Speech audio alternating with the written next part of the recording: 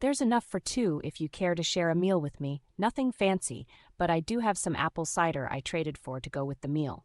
You sure? Sure, why not? Well, if that's what you want, I'm in no real hurry to get back. I turned around to face him and the fire. Come inside, there isn't much room, but it's warmer than out here. He lifted the fur covering to let me in and closed it behind me. I'll be right in. I'll put the cider on the fire to warm up, cover up with the bear skin. It might not smell the best, though. I felt around the darkness till my hand found a soft skin covered in fur that was very heavy, thick, and brown. I could hear him clacking metal around for a while. When he came in, he carried a candle lit as well as the food. He dribbled some wax on a rock that had clearly seen many candles in its past and stuck the new candle to it. Taking the food, he laid it out between us on the fabric it was wrapped in. It will only be a while before the cider's warm. Should we talk and eat while we wait? I looked at him. He looked miserably cold as he sat wiping the melted snow from his hair. Why don't you come over here under the fur, too? No reason for you to freeze. Are you sure that's what you want? It's not really proper for a young lady to suggest. Yeah, well, lucky for you I'm no lady, just a filly. After all, who will they blame if you get sick? I never get sick. Let me just go check the cider. No reason to get comfortable just to get up again. He left, and again I could hear the banging around. He came back in. You could hear the wind starting to pick up, placing down a large metal cup with a handle full of a steaming liquid near me. He stood in the corner where he took his leather black jacket off and hung it up.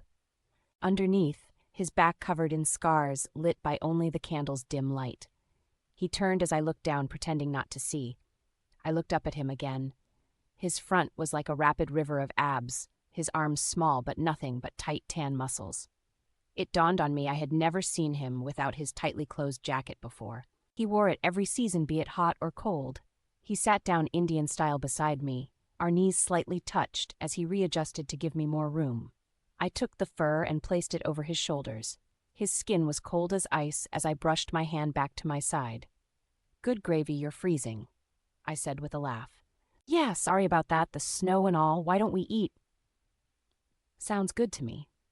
He pulled from his pocket a small knife and cut the bread in half, handing me the bigger piece, then cut the piece of cheese, holding the larger piece of cheese to me. Here. Actually, you can have that piece. I don't need as much. You're my guest. It's only fitting. He urged me to take it. Okay, but if I have to eat all this, then you have to eat more of the meats and berries. Fair enough. I'm sorry I only have one cup with me. Wasn't expecting much company out here. I don't mind sharing. You don't have a cold yet.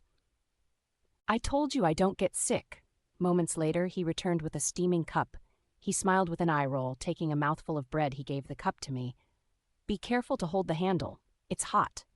I took a sip. It was almost hot enough to burn my mouth. It had spices all throughout it. Wow, that's really good. Have you never had cider before? Not like this. I handed it to him, and he wiped his mouth with his arm and took a drink. The deer herd is good at making cider, but this does taste exceptionally good even for them. This must be Firefly's special batch. So what are you doing here, Vida? Not spying on me, are you? He smirked.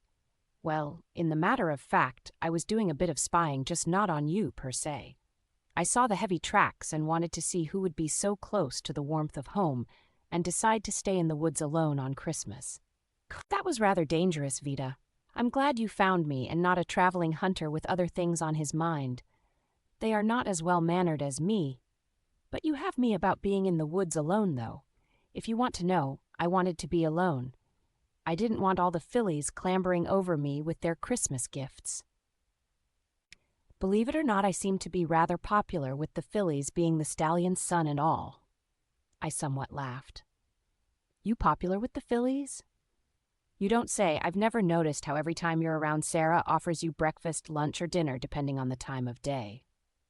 Or how Amalthea offers to wash your clothes after a hunt, or has a secret lock of your hair she has made from collecting hairs from who knows where for who knows how long. No, I've never noticed any of that. At least the younger fillies flock your brother. I think he rather enjoys it. He's a young foal nearly 10 in years, soon to be a bronco in a few more years. Of course he loves it. You see what I mean, though. At least you don't gawk over me like some lovesick filly.